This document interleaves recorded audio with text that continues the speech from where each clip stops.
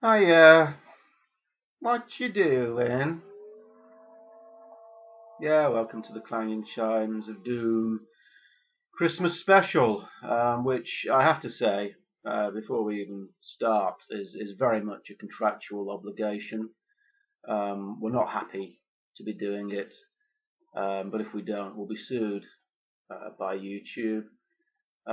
So apologies in advance if this isn't as tightly scripted by the team at the Clanging Chimes as previous episodes have been, which were meticulously written, but written in such a way as to suggest that the episodes were the work of one sad, lonely man babbling away in front of a webcam.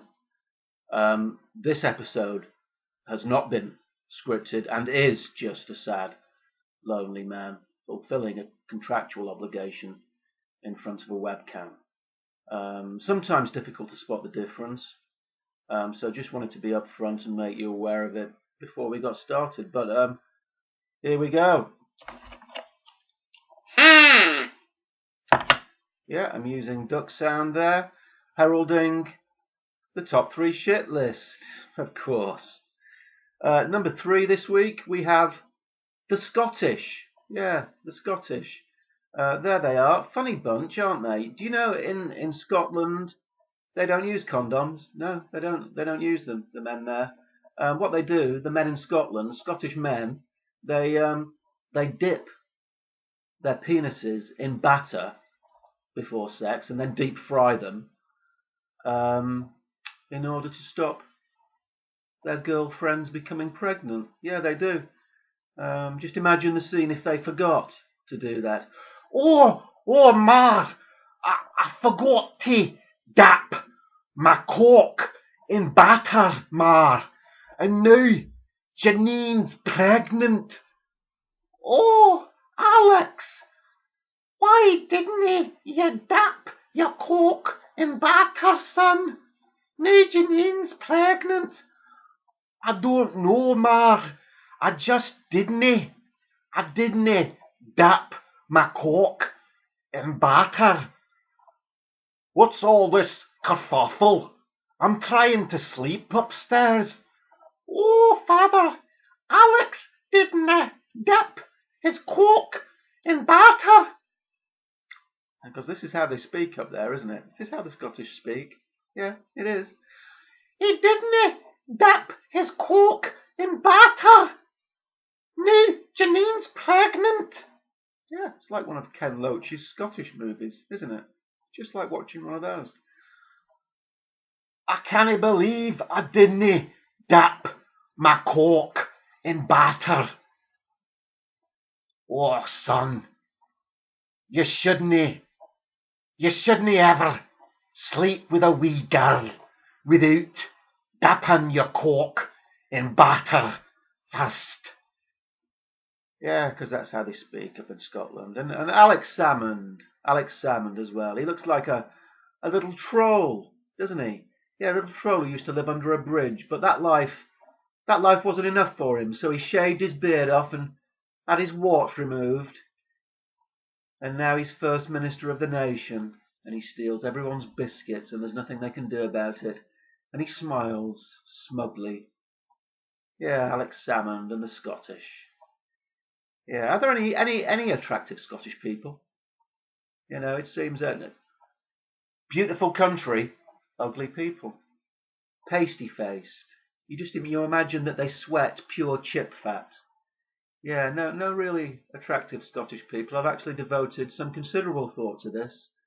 I came up with Sean Connery, circa 1964. That was the only one, male or female, I could think of. The females just absolute blank, drew an absolute blank. Somebody suggested David Tennant to me, but I pointed out he's only really attractive when he's playing an alien who has an English accent.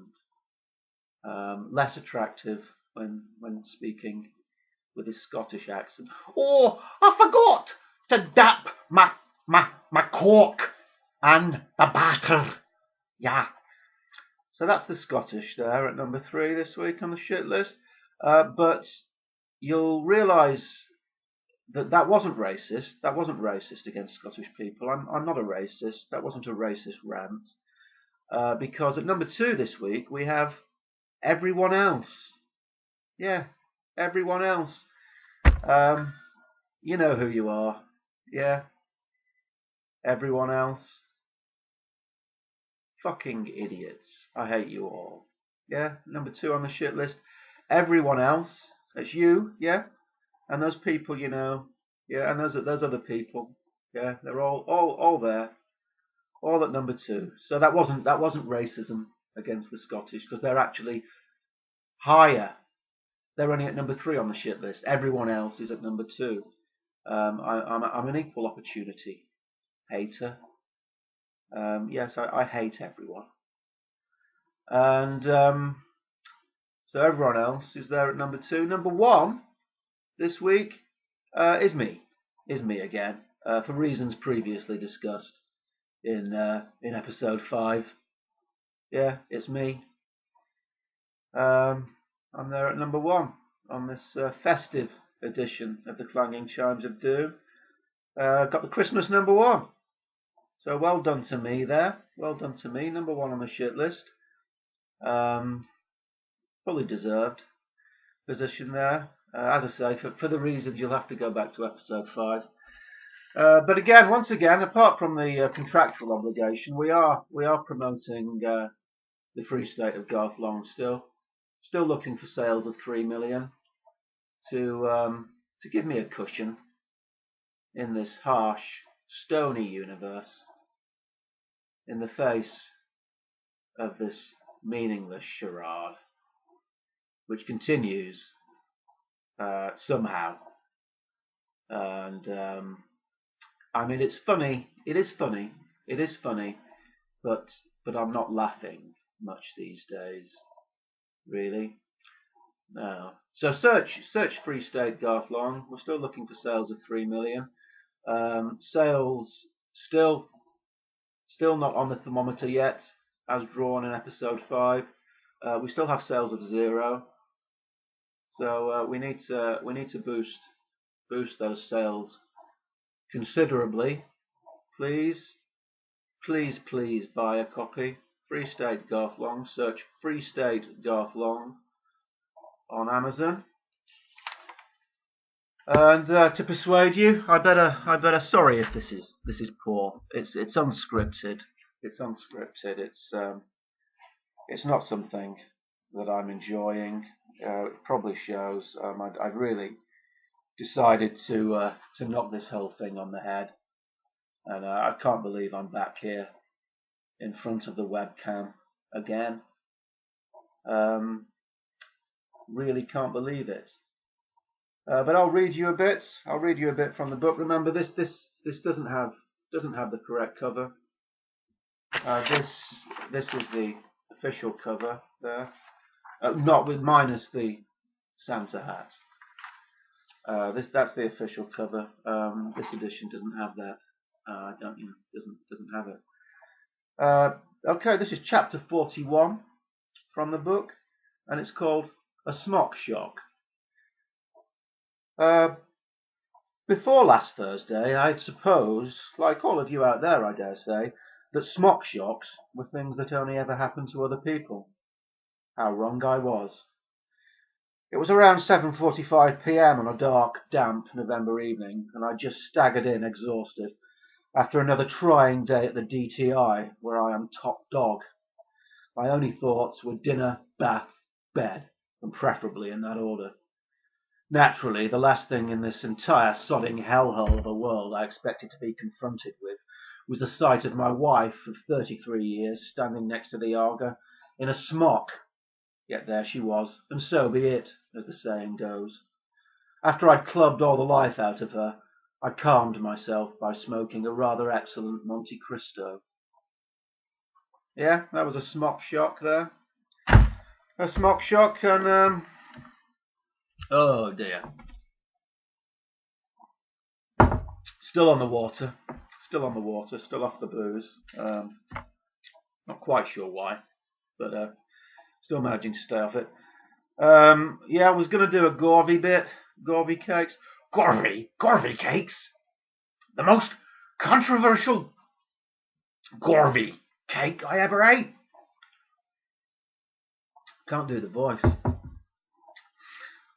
Oh, that would have been back in, let's see, 1944 would have been my most controversial Gorvy.